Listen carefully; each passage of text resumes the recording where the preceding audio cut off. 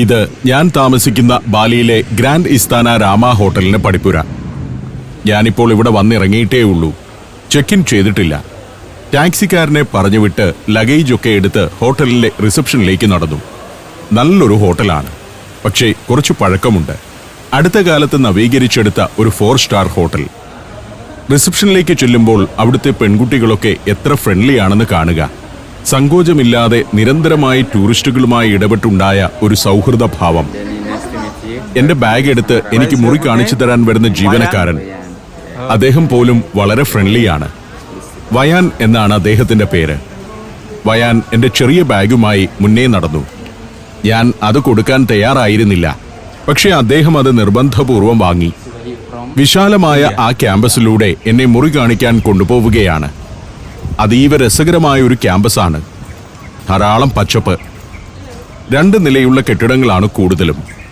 അപൂർവമായിട്ട് 3 നില കെട്ടിടങ്ങളുമുണ്ട്. നിരവധി കോട്ടേജുകളായി ചിതറിക്കിടക്കുകയാണ് വലിയൊരു പ്രദേശം മുഴുവൻ. കുട്ട പോലെ ഏറ്റവും പ്രധാനപ്പെട്ട മർമ്മപ്രധാനമായ കേന്ദ്രത്തിൽ ഇത്രയേറെ സ്ഥലത്ത് ഒരു റിസോർട്ട് പണിയുക എന്ന് പറയുന്നത് അടുത്ത കാലത്തൊന്നും പ്രായോഗികമല്ല. കാരണം ഇന്ന് ഇത്രയും സ്ഥലം ഇവിടെ ലഭ്യമല്ല. സ്വിമ്മിംഗ് പൂളുകൾ, സ്പാ, ഇങ്ങനെ എല്ലാ ഫെസിലിറ്റികളുമുള്ള ഹോട്ടലാണ്. മനോഹരമായിട്ട് ലാൻഡ്സ്കേപ്പ് ചെയ്ത വലിയൊരു പുരയിടം. അതിന്റെ ഒരതിരിലുള്ള 3 നില കെട്ടിടത്തിന്റെ 3-ാം നിലയിലാണ് എനിക്ക് വേണ്ടി ഒരുക്കി വെച്ചിരിക്കുന്ന മുറി. ഈ കെട്ടിടത്തിൽ ലിഫ്റ്റില്ല. അത് മാത്രമാണ് ഒരു കുഴപ്പമായി എനിക്ക് തോന്നിയത്. വയാന്റെ പിന്നാലെ ചെന്ന് 942 എന്ന നമ്പറുള്ള മുറിയിലേക്ക് കയറി.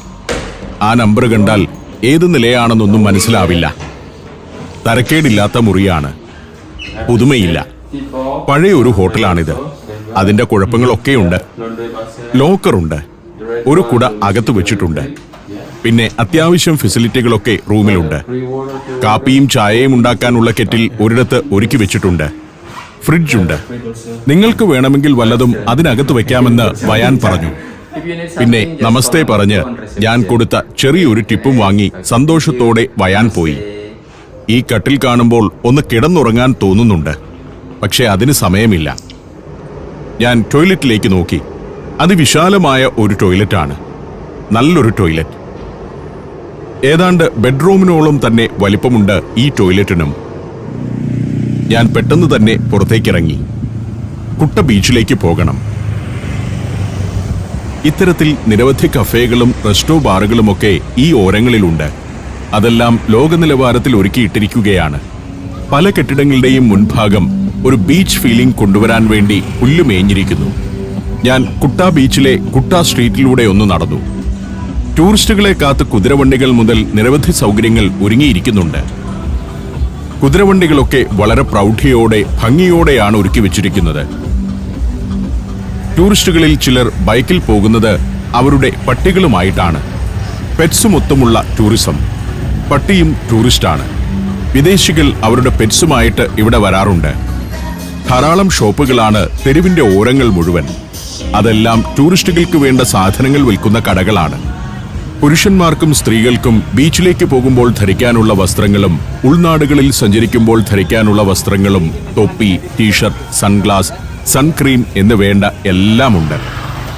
വളരെ തിരക്കുള്ള ഒരു ടൂറിസ്റ്റ് സ്ട്രീറ്റ് ആണെങ്കിലും അതിന്റെ ഒരു വശത്ത് പുരാതനമായ ഒരു ബാലിനീസ് ക്ഷേത്രമാണ്. അതിന്റെ മതിൽക്കെട്ടിന്റെ പുറത്തുകൂടി നടന്നു. പോസ്റ്റർ ഒട്ടിച്ച് വൃത്തികേടാക്കാത്ത പരമ്പരാഗത രീതി ഇപ്പോഴും തുടരുന്ന ഗംഭീരമായൊരു മതിൽക്കെട്ട്. ബാലിയിലെ ഏത് സ്ഥലത്തും ഏത് തെരുവിലും ഏത് ഗ്രാമത്തിലും ഇത്തരത്തിലുള്ള നിരവധി ക്ഷേത്രങ്ങൾ നമുക്ക് കാണാൻ പറ്റും. ആ ക്ഷേത്രങ്ങളെല്ലാം കർശനമായ ട്രഡീഷണൽ ശൈലി പുലർത്തുന്നവയാണ്. അല്ലാതെ കോൺക്രീറ്റ് കൊണ്ട് എന്തെങ്കിലും കാണിച്ചൊരു ക്ഷേത്രം പണിയുന്ന രീതി ബാലിക്കാർക്കില്ല. ആ ക്ഷേത്രം കണ്ടിട്ട് യാത്ര തുടരാമെന്ന് ഞാൻ തീരുമാനിച്ചു. ക്ഷേത്രത്തിനുള്ളിലേക്ക് കയറി ചെന്നു. അതിന്റെ മതിലുകളും ഗേറ്റുകളുമൊക്കെ ഇങ്ങനെയാണ്. ഇനി അങ്ങോട്ടുള്ള ബാലിയിലെ യാത്രയിൽ നമ്മൾ ഇത്തരത്തിലുള്ള നിരവധി ക്ഷേത്രക്കെട്ടുകൾ കാണും. അതിമനോഹരമായി സംരക്ഷിക്കുന്ന പാരമ്പര്യ തനിമയുള്ള ഒരു ക്ഷേത്രം. ക്യാമറയുമായി ഇതിനകത്തേക്ക് കടക്കരുതെന്ന് അവിടെ അടിച്ചു വാരിക്കൊണ്ട് നിന്ന ഒരാൾ എന്നോട് പറഞ്ഞു. അതുകൊണ്ട് അവിടെ നിന്നുകൊണ്ട് ഞാൻ ഏതാനും ഷോട്ടുകൾ എടുത്തു. ബാലിയിലെ ക്ഷേത്രങ്ങളെ നമ്മൾ വിശദമായിട്ട് ടിമോറിൽ നിന്ന് തിരിച്ചു വന്ന ശേഷം പരിചയപ്പെടുന്നുണ്ട്. അവിടെയൊക്കെ പോകുന്നുമുണ്ട്. വഴിയോരത്തെ കഫേകളും റെസ്റ്റോറന്റുകളും റെസ്റ്റോ ബാറുകളുമൊക്കെ എത്ര ഭംഗിയായിട്ടാണ് ഒരുക്കി വെച്ചിരിക്കുന്നതെന്ന് നോക്കുക. ആ കുഷനുകളുടെ നിറം, സീറ്റുകളുടെ രൂപഭാവങ്ങൾ, അവിടെ ഒരുക്കി വെച്ചിരിക്കുന്ന ചെടികൾ, ഇതെല്ലാം ലോക നിലവാരത്തിലാണ് ഒരുക്കി വെച്ചിരിക്കുന്നത്. ഇത്തരത്തിൽ നമ്മുടെ വഴിയോരങ്ങൾ, പ്രത്യേകിച്ച് നമ്മുടെ ടൂറിസം കേന്ദ്രങ്ങളിലെ സ്ട്രീറ്റുകളുടെ ഓരങ്ങൾ ഈ നിലവാരത്തിലേക്ക് മാറുന്നൊരു ദിവസമാണ് നമ്മൾ സ്വപ്നം കാണേണ്ടത്. നമ്മുടെ ടൂറിസം വകുപ്പും അതിനുവേണ്ട ഒരുക്കങ്ങൾ നടത്തണം. രൂപഭാവങ്ങളൊക്കെ മാറ്റാനുള്ള മാസ്റ്റർ പ്ലാൻ ഉണ്ടാക്കണം. ഞാൻ കുട്ടയിലെ പ്രധാന സ്ട്രീറ്റിലൂടെ തന്നെയാണ് നടക്കുന്നത്. ചെമ്പകം തണൽ വിരിക്കുന്ന പാതയൊക്കെ പിന്നിട്ട് നടന്നു. കുടുംബസമേതം ടൂറിസ്റ്റുകൾ എത്തുന്ന ഒരു ഡെസ്റ്റിനേഷനാണ് ബാലി. അങ്ങനെ പോകുമ്പോൾ അവിടെ ടൂർ ബുക്കിങ്ങിനുള്ള ഒരു ഓഫീസ് കണ്ടു. കയറി ചെല്ലുമ്പോൾ വളരെ സ്നേഹപൂർവ്വം അവർ സ്വീകരിച്ചു. ഇംഗ്ലീഷിൽ കാണാതെ പഠിച്ചു വച്ചിരിക്കുന്ന കുറെ കാര്യങ്ങളൊക്കെ പറഞ്ഞു. എവിടെയൊക്കെയാണ് ഇവിടെ നിന്ന് പോകാവുന്ന ടൂറുകളെന്ന് ഞാൻ ചോദിച്ചു. ഇന്ന് എനിക്ക് പോകാൻ വേണ്ടിയിട്ടല്ല, അടുത്ത ദിവസം ഞാൻ ടിമോറിൽ നിന്ന് തിരിച്ചു വരുന്നുണ്ട്. അപ്പോൾ ഒരു ദിവസം ഇവിടെയുണ്ട്. അന്ന് ഏതെങ്കിലും ടൂറിൽ പോകാൻ പറ്റുമോ എന്നറിയാനാണ് ചോദിച്ചത്.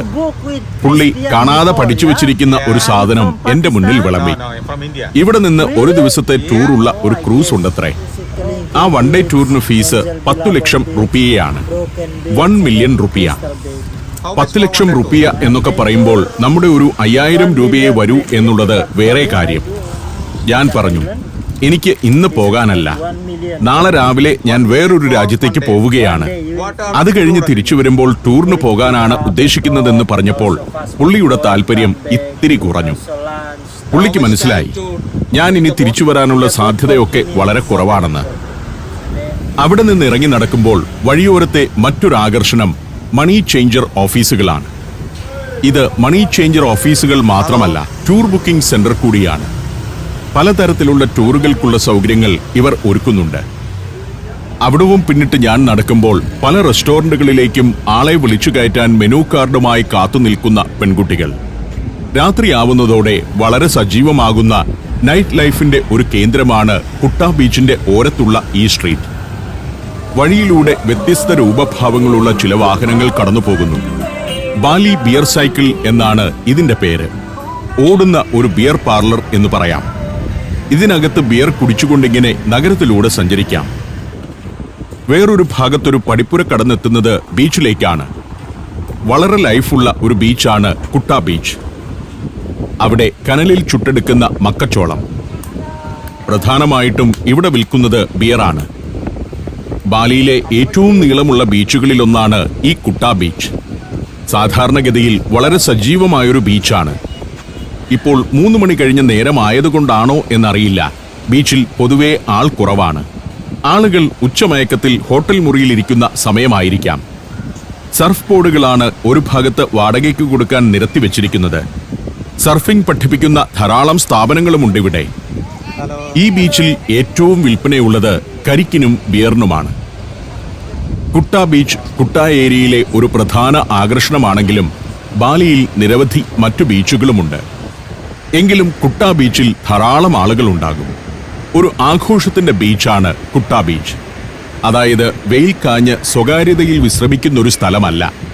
കളികൾ, നൈറ്റ് ലൈഫ്, അല്പം ബിയർ പാനം, മസാജ്, സർഫിംഗ്, ഇതിനൊക്കെ വേണ്ടി ആളുകൾ എത്തുന്ന ഒരു ബീച്ച്. കുടുംബമായിട്ടെത്തുന്ന ധാരാളം സഞ്ചാരികളുണ്ട്. ഏറ്റവും കൂടുതൽ സഞ്ചാരികൾ ഈ പ്രദേശത്തേക്ക് എത്തുന്നത് ഓസ്ട്രേലിയയിൽ നിന്നാണ്. ഓസ്ട്രേലിയ, ന്യൂസിലൻഡ് ഇങ്ങനെയുള്ള നാടുകളിൽ നിന്നുള്ളവർക്ക് വളരെ അടുത്തെത്താവുന്ന ഒരു ട്രോപ്പിക്കൽ ടൂറിസ്റ്റ് ഡെസ്റ്റിനേഷനാണ് ബാലി. ബാലി പ്രദേശത്ത് തന്നെ ആദ്യമായിട്ട് വലിയ തോതിൽ ടൂറിസം വളർന്നത് കുട്ട ബീച്ചിലാണ്. 1930കൾ മുതലാണ് പാശ്ചാത്യ ടൂറിസ്റ്റുകൾ ഇവിടേക്ക് വന്നു തുടങ്ങിയത്. 30കളിലൊക്കെ ചെറിയ തോതിലായിരുന്നുവെങ്കിൽ 60കളിൽ കുട്ട ടൂറിസ്റ്റുകളുടെയും സർഫിംഗ് വിദഗ്ധരുടെയും ഒക്കെ ഒരു പ്രമുഖ കേന്ദ്രമായിട്ട് വളർന്നു. സർഫിങ്ങിന് ഏറ്റവും അനുയോജ്യമായ കടൽത്തീരമാണ് ഇവിടുത്തേത്. ഇവിടുത്തെ തിരമാലകളുടെ പ്രകൃതം സർഫിങ്ങിന് പറ്റിയ ഏറ്റവും മികച്ചൊരു തീരമാക്കി കുട്ടയെ മാറ്റുന്നു. 70കളിലാണ് പ്രമുഖമായ ഹോട്ടലുകളും റിസോർട്ടുകളുമൊക്കെ വലിയ തോതിൽ കുട്ട ബീച്ചിൽ വരുന്നത്. തുടർന്ന് ബാലിയുടെ ഉൾനാടുകളിലേക്കും വലിയ തോതിലുള്ള ഇൻവെസ്റ്റ്മെന്റ് ആരംഭിച്ചു. 2002 ഇവിടെ വലിയൊരു ഭീകരാക്രമണമുണ്ടായി. അതുവരെ ക്രമാനുഗതമായി ഈ ബാലിയുടെയും പ്രത്യേകിച്ച് കുട്ട ഏരിയയുടെയും ഒക്കെ വികസനം തുടർന്നുകൊണ്ടേയിരുന്നു. ആ ഭീകരാക്രമണത്തോടുകൂടി ഒന്ന് ഭയന്നുപോയി ബാലിക്കാരും ഇൻവെസ്റ്റേഴ്സുമൊക്കെ. പക്ഷെ വീണ്ടും ടൂറിസത്തിൽ വലിയ തോതിൽ കുതിപ്പുണ്ടായി. അങ്ങനെ വരവെയാണ് 2019 അവസാനത്തോടുകൂടി കോവിഡ് എന്ന മഹാമാരി പടർന്നു പിടിക്കുന്നത്. കോവിഡ് ലോകത്ത് ഏറ്റവും പ്രതിസന്ധി സൃഷ്ടിച്ച ഒരു പ്രദേശം ഏത് എന്ന് ചോദിച്ചാൽ അത് ബാലി ആയിരിക്കും. ബാലി തകർന്നു പോയ നാളുകളായിരുന്നു അത്. Vietnam, France, Belgium, Netherlands, Mexico, Greece.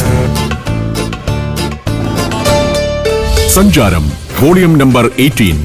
Full HD-യിലുള്ള ഈ അപൂർവ ദൃശ്യയാത്രാ വിവരണ ശേഖരം സ്വന്തമാക്കാൻ സഞ്ചാരം എന്ന് SMS ചെയ്യൂ.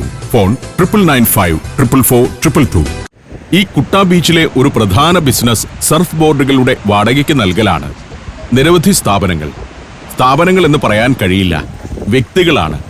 2-3 കൂട്ടുകാർ ചേർന്ന് കുറെ സർഫ് ബോർഡുകളുമായി ഈ ബീച്ചിൽ വന്ന് അത് നാട്ടി നിർത്തിയിരിക്കുന്നു. വരുന്ന ടൂറിസ്റ്റുകളിൽ താല്പര്യമുള്ളവർ ഇത് വാടകയ്ക്കെടുക്കും. സർഫിംഗ് അറിയാത്തവരെ അത് പഠിപ്പിക്കുന്ന സ്ഥാപനങ്ങൾ ഇവിടെയുണ്ട്. സർഫിംഗ് അക്കാഡമികൾ എന്നാണ് അവർ തന്നെ അതിന് പേരിട്ടിരിക്കുന്നത്. ഇവിടെ മറ്റൊരു കാര്യം, എവിടെയും ബിയർ ലഭ്യമാണ് എന്നതാണ്. അതിനൊരു സ്ഥാപനമോ ഒരു ഹോട്ടലോ പോലും വേണ്ട. ഒരു കേസ് മറിച്ചിട്ട് അതിനു മുകളിൽ നിരത്തിവെക്കുന്നു ഇദ്ദേഹത്തെ പോലെയുള്ള ആളുകൾ. അത്ര ലിബറലാണ്. അതായത് ടൂറിസ്റ്റ് ഡെസ്റ്റിനേഷനുകളിൽ ബിയറിന്റെ ലഭ്യതയുടെ പ്രാധാന്യമാണ് നമ്മളെ പഠിപ്പിക്കുന്നത്. ഇന്തോനേഷ്യ എന്ന മുസ്ലിം ഭൂരിപക്ഷ രാജ്യത്ത് പോലും ബാലി പോലുള്ള ഒരു ടൂറിസം ഡെസ്റ്റിനേഷൻ സജീവമായിട്ട് പോകണമെങ്കിൽ, ടൂറിസ്റ്റുകൾ എത്തണമെങ്കിൽ ബിയറെങ്കിലും ലഭ്യമാക്കേണ്ടതുണ്ട് എന്ന് ഇവർ തിരിച്ചറിഞ്ഞിരിക്കുന്നു. ആ സാഹചര്യത്തിലാണ് നമ്മൾ നമ്മുടെ ബീച്ചുകളിൽ പലയിടത്തും ബിയർ പോലും ലഭ്യമല്ല എന്ന് തിരിച്ചറിയുന്നത്. ടൂറിസത്തെ പിന്നോട്ടടിക്കുന്നതിൽ ഇത്തരം നയപരമായ തീരുമാനങ്ങൾ വളരെ പ്രധാനപ്പെട്ടതാണ്.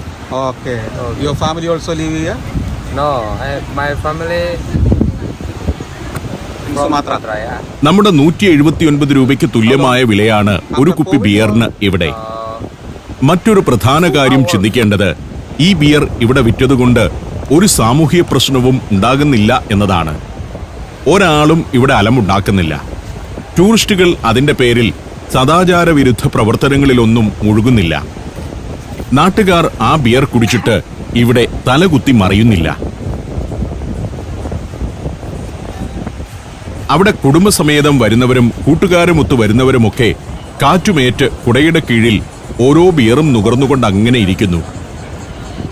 ബീച്ച് ടൂറിസം എന്ന് പറഞ്ഞാൽ ബിയർ മസ്റ്റാണെന്നാണ് ഞാൻ ലോകത്തെവിടെയും സഞ്ചരിച്ചപ്പോൾ എനിക്ക് മനസ്സിലായിട്ടുള്ള കാര്യം. പക്ഷെ കേരളത്തിൽ അതൊന്ന് പറഞ്ഞ് മനസ്സിലാക്കി കൊടുക്കാൻ വലിയ പാടാണെന്ന് എനിക്കറിയാം. ഈ ബീച്ചുകളിൽ പുരുഷന്മാർക്ക് മാത്രമല്ല, സ്ത്രീകൾക്കും ധാരാളം ജോലിയുണ്ട്. വരുന്ന ടൂറിസ്റ്റുകളുടെ മുടി പിന്നിക്കെട്ടിക്കൊടുക്കുക, അതിൽ മുത്തിട്ട് കോർത്തു കൊടുക്കുക, ഇങ്ങനെയൊക്കെയുള്ള നിരവധി പരിപാടികളിലൂടെ സ്ത്രീകളും വരുമാനമുണ്ടാക്കുന്നു.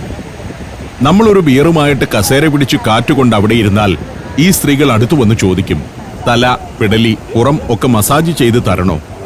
നമ്മൾ ആ കസേരയിൽ അവിടെ ഇരുന്നാൽ മതി. അവർ പുറമൊക്കെ നല്ല ഭംഗിയായി മസാജ് ചെയ്തു തരും. ഇതിന്റെയൊക്കെ ഫീസ് കേട്ടാൽ നമ്മൾ ആദ്യം ഒന്നും ഞെട്ടും. പക്ഷേ ഇന്ത്യൻ രൂപയിൽ ചെറിയ തുകയേയുള്ളൂ. ഓറഞ്ച് സർഫ് സ്കൂൾ, കുട്ട, ബാലി. സർഫിംഗ് പഠിപ്പിക്കുന്ന കേന്ദ്രം. അവരുടെ സർഫിംഗ് ഉപകരണങ്ങളൊക്കെയാണ് ഒരിടത്ത് നാട്ടി നിർത്തിയിരിക്കുന്നത്. ഇദ്ദേഹം ബിയർ കച്ചവടത്തിനാണ് ഇരിക്കുന്നതെങ്കിലും സർഫിംഗ് സ്കൂളിനായി ക്യാൻവാസ് ചെയ്യുന്ന ആളുകൂടിയാണ്. കുറച്ചൊക്കെ ഇംഗ്ലീഷ് അറിയാം. അറിയുന്ന ഇംഗ്ലീഷിൽ ഞാൻ ചോദിച്ചു, എത്ര സമയം വേണം സർഫിംഗ് പഠിക്കാൻ? അദ്ദേഹം പറഞ്ഞു, ഒരു 2 മണിക്കൂറുണ്ടെങ്കിൽ പഠിപ്പിച്ചു തരാം. 2 മണിക്കൂറിന് എത്ര രൂപയാകും? 1 മണിക്കൂറിന് 1 ലക്ഷം രൂപയ. അതായത് നമ്മുടെ ഏതാണ്ട് 500-550 രൂപയെ വരികയുള്ളൂ എന്നർത്ഥം. അപ്പോൾ 2 ലക്ഷം രൂപ കൊടുത്താൽ സർഫിംഗ് പഠിക്കാം. വേറൊരു സ്ഥാപനമുണ്ട്, ഡാനീസ് ബാർ എന്നാണ് അതിന് പേരിട്ടിരിക്കുന്നത്. ഒരു കസേരയും ബിയർ നിരത്തിവെക്കാനുള്ള ഒരു പെട്ടിയും മാത്രമാണ് ഇൻവെസ്റ്റ്മെന്റ്. ഈ മനുഷ്യൻ ബിയർ വിൽക്കാനിരിക്കുകയാണ്. പലതരത്തിലുള്ള ബിയറുകൾ, ജ്യൂസുകൾ, കരിക്ക്, ഇതൊക്കെയാണ്. ഈ കൂടിയിരിക്കുന്ന സ്ത്രീകളൊക്കെ മസാജിന്റെ ആൾക്കാരാണ്. സാമൂഹ്യ വിരുദ്ധ പ്രവർത്തനമാണെന്ന് നമുക്ക് തോന്നും. ഒന്നുമില്ല. ഈ കസേരയിൽ ഇരിക്കുക, അവർ വന്ന് നമ്മുടെ പെടലിയും തലയും പുറവുമൊക്കെ ഒന്ന് തിരുമ്മിത്തരും. നല്ല ഗംഭീരമായിട്ട് മസാജ് ചെയ്യും. എവിടെയും ബിയർ ഡിസ്പ്ലേ ചെയ്തിരിക്കുന്നു. ഇവരൊക്കെ ബിയറിന്റെ കച്ചവടക്കാരാണ്. ഇതുകൊണ്ടൊക്കെ ഒരു കുടുംബം കഴിയുന്നുണ്ടെന്ന് കൂടി നമ്മൾ ഓർക്കണം. ഇദ്ദേഹവും ബിയർ കച്ചവടക്കാരനാണ്. കരിക്കും വിൽക്കുന്നുണ്ട്. പക്ഷേ വല്ലപ്പോഴും ഒരു ബിയർ കച്ചവടം നടന്നെങ്കിലായി. ഞാൻ അവിടെ ഒരു കസേരയിട്ടിരുന്ന് ഒരു ബിയർ വാങ്ങി. നല്ല ചൂടും ഉഷ്ണവുമാണ്. പക്ഷേ കടൽ കാറ്റുമുണ്ട്. കടൽക്കാറ്റുമേറ്റിരുന്ന് ഒരു ബിയർ കുടിച്ച് വിശ്രമിക്കാൻ ഞാനും തീരുമാനിച്ചു. ബിന്ദാങ് എന്ന് പറയുന്ന ഒരു ബിയറാണ് വാങ്ങിയത്. ബിന്ദാങ് എന്നാൽ നക്ഷത്രം എന്നാണ് അർത്ഥം. കിഴക്കനേഷ്യയിലെ, പ്രത്യേകിച്ച് മലേഷ്യ, ഇന്തോനേഷ്യ, സിംഗപ്പൂർ, തായ്ലൻഡ് ഇവിടെയൊക്കെ ഏറ്റവും പ്രചാരമുള്ള ബിയറാണ് ബിന്ദാങ്. കടൽക്കാറ്റും ഇളവയിലും ഏറ്റിരിക്കുന്ന ടൂറിസ്റ്റുകൾ, അവർക്കുള്ള ബീച്ച് ചെയറുകൾ. അങ്ങനെ ഇരിക്കുമ്പോൾ ഒരു മുയലുമായിട്ട് ഒരു സ്ത്രീ ഓടുന്നു. കാരണം ഇതാണ്, ബീച്ചിലെ ഒരു പട്ടി ആ മുയലിനെ നോട്ടമിട്ടു. അതിനെ പട്ടി പിടിക്കുമെന്നായപ്പോഴാണ് സ്ത്രീ തന്റെ പെറ്റായ മുയലുമായിട്ട് തിരികെ കയറി വന്നിരിക്കുന്നത്. ഏതോ വിദേശ രാജ്യത്ത് നിന്ന് വെക്കേഷൻ ആഘോഷിക്കാൻ കുടുംബസമേതം വന്നപ്പോൾ ഭാര്യയും ഭർത്താവും കൂടി ഒരു മുയലിനെ കുട്ടികളെ ഇരുത്തി തള്ളിക്കൊണ്ടു പോകുന്ന പ്രാമിൽ ബീച്ചിലേക്ക് കൊണ്ടുവന്നിരിക്കുകയാണ്. മക്കളെക്കാൾ മുയലിനെ സ്നേഹിക്കുന്നവർ. മുളന്തണ്ടുകൊണ്ട് കാവുണ്ടാക്കി അതിന്റെ രണ്ടറ്റത്തും എന്തൊക്കെയോ കൗതുക വസ്തുക്കൾ വിൽക്കാൻ നടക്കുന്ന ആളുകളെയും ബീച്ചിൽ കാണാം. ഇങ്ങനെ നിരവധി കഥാപാത്രങ്ങളെ നമ്മൾ ഒരിടത്ത് കസേരയിട്ട് കാറ്റും കൊണ്ട് ബീച്ചിലിരിക്കുമ്പോൾ പരിചയപ്പെടാൻ പറ്റും. ബിയർ വിൽക്കുന്നവർ, പുറം തിരുമുന്നവർ, അങ്ങനെ നിരവധി പേർ. ചില നേരത്ത് നല്ല വെയിൽ തെളിയും. ചില നേരത്ത് മേഘങ്ങൾ ആ വെയിലിനെ മറയ്ക്കും.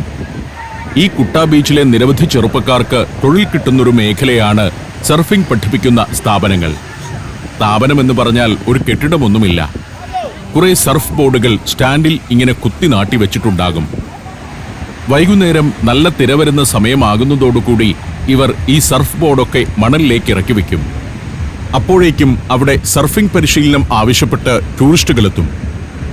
കൂടുതലും ചെറുപ്പക്കാരുടെ സംഘമാണ്. അവർ സർഫിംഗ് പരിശീലകരുമായി വിലയൊക്കെ ഒന്ന് നെഗോഷിയേറ്റ് ചെയ്യും. ചിലപ്പോൾ ചില ഡിസ്കൗണ്ടുകളൊക്കെ കിട്ടും. പിന്നെ അവരെ ബീച്ചിലേക്ക് ഇറക്കും. അടിസ്ഥാനപരമായ കുറെ പരിശീലനമൊക്കെ അവരെ നിരത്തി നിർത്തിക്കൊണ്ട് തന്നെ കൊടുക്കും. പിന്നീട് പൊസിഷൻ എങ്ങനെയായിരിക്കണമെന്ന് പഠിപ്പിച്ചു കൊടുക്കും. സർഫ് ബോർഡിൽ നമ്മൾ എങ്ങനെ കാൽ കുത്തി നിൽക്കണം, ബോഡി പൊസിഷനുകൾ എങ്ങനെയായിരിക്കണം, അതൊക്കെയാണ് കരയ്ക്ക് വെച്ച് പഠിപ്പിക്കുന്നത്. അതിനുശേഷം അവരെ കടലിലേക്ക് ഇറക്കും. തിര കുറഞ്ഞ ഭാഗത്തൊക്കെ പരിശീലനം തുടങ്ങിയ ശേഷം പിന്നെ വലിയ തിരകളിലേക്ക് അവരെ കൊണ്ടുപോകും. ഞാൻ ബീച്ചിന്റെ വടക്കേ അറ്റത്ത് നിന്ന് തെക്കേ അറ്റം വരെ ഇങ്ങനെ നടക്കുകയാണ്. ഇവിടുത്തെ കാഴ്ചകൾ കണ്ട്, ജീവിതം കണ്ട്, കച്ചവടക്കാരെ കണ്ട്, വന്നെത്തുന്ന ടൂറിസ്റ്റുകളെ കണ്ട്, ടൂറിസ്റ്റുകളുടെ കാലിനും പുറത്തിനും കഴുത്തിനുമൊക്കെ മസാജ് ചെയ്യുന്ന സ്ത്രീകളെ കണ്ടുകൊണ്ട്. ചില ഭാഗങ്ങൾ മനോഹരമായി ടൈൽസൊക്കെ ഇട്ട് കലാപരിപാടികളൊക്കെ നടക്കുന്ന സ്ഥലം പോലെ ഒരുക്കി വെച്ചിരിക്കുന്നു. ഭക്ഷണം ലഭ്യമാകുന്ന ഒരു ബീച്ച് ഏരിയയിലേക്കാണ് ഇപ്പോൾ നടന്നെത്തിയിരിക്കുന്നത്. ടൂറിസ്റ്റുകളിൽ വലിയൊരു ശതമാനവും അവരുടെ പെറ്റ്സുമായിട്ടാണ് ഈ ബാലിയിലേക്ക് വരുന്നത്. നമ്മൾ കുറച്ചു മുൻപ് കണ്ടതുപോലെ മുയലുമായിട്ട് വരെ വരുന്നവരുമുണ്ട്. പെറ്റ്സിനെ താമസിപ്പിക്കുന്നതിനും ഇവിടെ ഹോട്ടലുകളിൽ തടസ്സമില്ല. അതുകൊണ്ടാണെന്ന് തോന്നുന്നു ഓസ്ട്രേലിയക്കാരും പാശ്ചാത്യ ടൂറിസ്റ്റുകളുമൊക്കെ പെറ്റ്സുമായിട്ട് ഇവിടേക്കെത്തുന്നു. സൂര്യൻ പടിഞ്ഞാറേ ചക്രവാളത്തിൽ താണു കഴിഞ്ഞു. ആ ചൂടൊക്കെ ഒന്ന് കുറഞ്ഞു. നല്ല കാറ്റടിക്കാൻ തുടങ്ങി. സ്വീറ്റ് കോണൊക്കെ കനലിൽ ചുട്ട് മസാലപ്പൊടിയൊക്കെ വിതറിക്കൊടുക്കുന്ന ഒരു സ്ഥാപനം ഒരിടത്ത്. അവിടെയും ബിയർ കിട്ടും. വേറൊരു സ്ത്രീ പപ്പടവുമായിട്ടാണ് വന്നിരിക്കുന്നത്. പപ്പടം നമ്മുടെ നാട്ടിലേതുപോലെ വറക്കാത്തതല്ല. നല്ല വറുത്ത പപ്പടം കൂട്ടിലിട്ട് ഫ്രഷ് ആയിട്ട് കൊണ്ടുവരുന്നു. അത് മസാല പപ്പടം പോലത്തെ വലിയ പപ്പടങ്ങളാണ്. ബിയർ കഴിക്കുന്ന ടൂറിസ്റ്റുകൾക്കുള്ള ഒരു അനുസാരിയായിട്ടാണ് ഇത് വിൽക്കുന്നതെങ്കിലും നാട്ടുകാരായ കച്ചവടക്കാരും ഇത് വാങ്ങിക്കുന്നുണ്ട്. അവർ ഇത് മേടിച്ച് വീട്ടിൽ കൊണ്ടുപോവുകയായിരിക്കാം. നമ്മുടെ നാട്ടിലെത്തുന്ന ടൂറിസ്റ്റുകൾക്കും പപ്പടം വറുത്തു കൊടുക്കുന്നതിനെ കുറിച്ച് നാട്ടുകാർക്ക് ചിന്തിക്കാവുന്നതാണ്. ഇവിടെ വേറൊരിടത്ത് ഒരു വിദേശ സ്ത്രീയുടെ തലയിൽ മരാമത്ത് പണി നടന്നുകൊണ്ടിരിക്കുകയാണ്. കിഴക്കനേഷ്യയിലെ മിക്കവാറും ഏത് ബീച്ച് ഏരിയയിൽ ചെന്നാലും നമ്മൾ കാണുന്ന ഒരു കാഴ്ച ഇതാണ്. തലമുടി പിന്നിക്കെട്ടിക്കൊടുക്കുന്ന ഒരു പരിപാടി. ഒരാൾ അതാ അവിടെ കടൽ തീരത്ത് മണൽ ശില്പം മെനഞ്ഞുകൊണ്ടിരിക്കുകയാണ്. ഈ ബീച്ചിലെത്തുന്ന പലതരം ടൂറിസ്റ്റുകളുടെ സ്വഭാവങ്ങൾ, അവരുടെ ഇഷ്ടങ്ങളൊക്കെ നിരീക്ഷിച്ചിരിക്കുക വളരെ രസകരമാണ്. ചിലർ വൈകുന്നേരമാകുമ്പോൾ ബീച്ചിന്റെ ഒരറ്റം മുതൽ മറ്റേ അറ്റം വരെ ദീർഘമായ ഒരു നടത്തത്തിൽ ഏർപ്പെടും. മറ്റു ചിലർ വെറുതെ കസേരകളിൽ ചാരിക്കിടന്ന് കടൽക്കാറ്റേറ്റ് വിശ്രമിക്കും. വലിയൊരു സംഘമായി എത്തിയ ടൂറിസ്റ്റുകളാണ് ഇവിടെ ഇരിക്കുന്നത്. നേരം ഇരുണ്ടു വരുമ്പോഴേക്കും ബീച്ച് കൂടുതൽ സജീവമായിക്കൊണ്ടിരിക്കുകയാണ്. ഞാൻ ആ കാഴ്ച കണ്ടുനിന്നു.